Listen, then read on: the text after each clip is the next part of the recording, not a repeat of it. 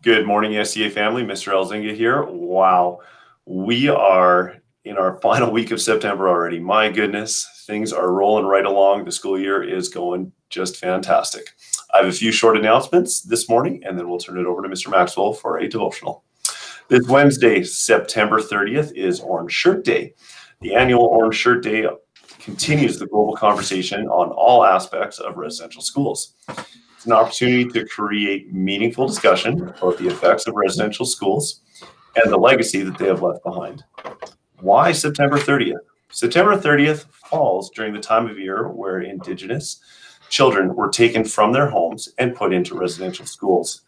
This day is in reference to the new shirt that Phyllis Webstad was given to her by her grandmother for her first day of school at St. Joseph's Mission Residential School in British Columbia.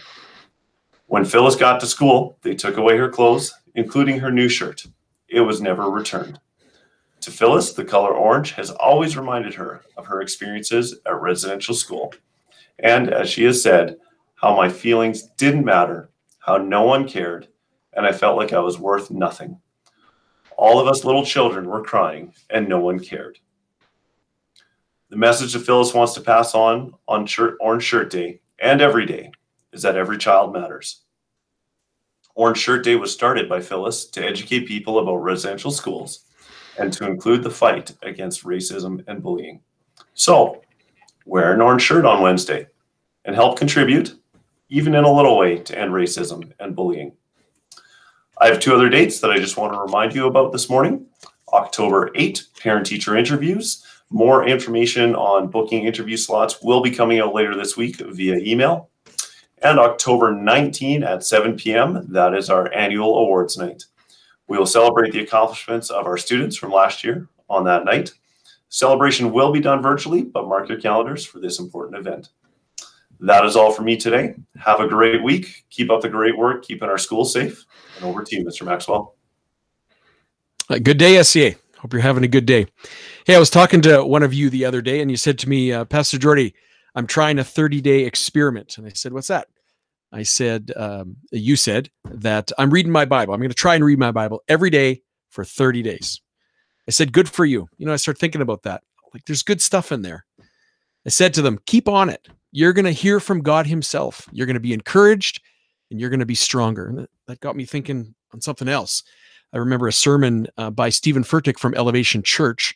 And he said this, your maker, God, is your mirror. You know what's awesome about that?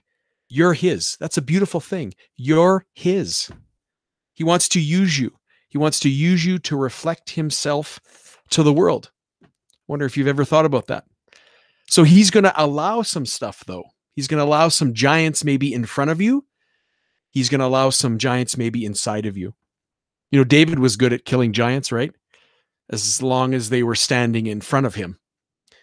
It was the ones that were within him, the giants within him, that took him out.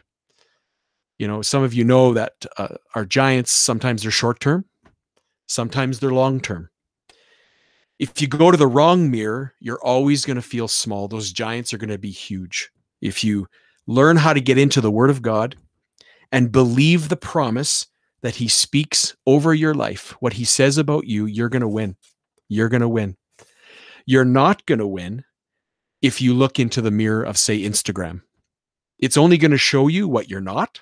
It's going to show you what you can't, and it's going to show you what you won't. But if you get into the mirror of God, the Bible, it's going to do something for your spirit, for sure. It's going to make you stronger. It's going to make you stronger than your enemies are. If I can help you in any way, if Mrs. Tuckwood can help you in any way, we'd be thrilled to do that, of how to get into the Bible and start reading that. Hey, there's 31 chapters in Proverbs. What's today? Today is Monday the 28th.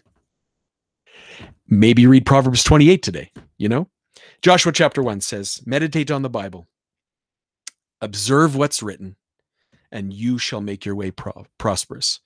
I hope that encourages you today. Again, if we can help, do let us know. Have a great week. We love you guys.